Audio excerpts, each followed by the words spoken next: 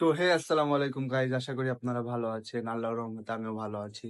তো আজকে আপনাদেরকে আমি আমার প্রাইভেট শেয়ার করব, মানে প্রাইভেট কোথায় এবং আমি কার কাছে প্রাইভেট পড়ি সবকিছু বলবো। তো চলেন যাওয়া যাক।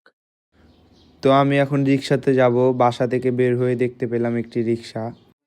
যাবেন কাদিরগঞ্জ, কয়টা নেবেন? আচ্ছা চলেন। তারপরে আমি 20 টাকায় ভাড়া ঠিক করে কাদেরগঞ্জের উদ্দেশ্যে রওনা দিলাম। খানিকটা যেতে যেতে চলে আসলাম উপশহর নিউ মার্কেট।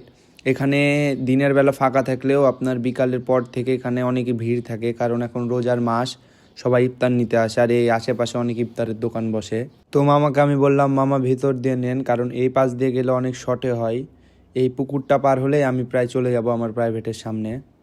তারপর পুকুরটা পার করে আমি চলে আসলাম কাদেরগঞ্জ গেটার রোড মসজিদ।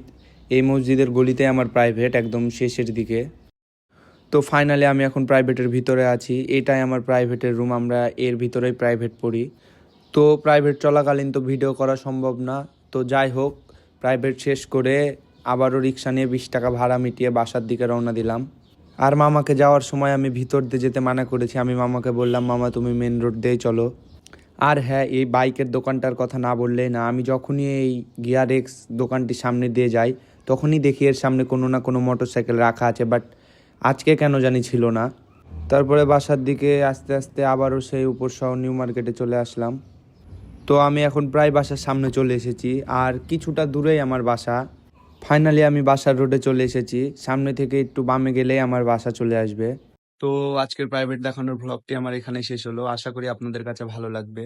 ভিডিওটি যদি ভালো লেগে থাকে তবে অবশ্যই আমাকে সাপোর্ট করবেন এবং চ্যানেলটি সাবস্ক্রাইব করে আমার পাশে থাকবেন। তো দেখা হচ্ছে পরবর্তী নতুন কোনো ভিডিওতে। ততক্ষণ পর্যন্ত ভালো থাকবেন, সুস্থ থাকবেন। আল্লাহ হাফেজ।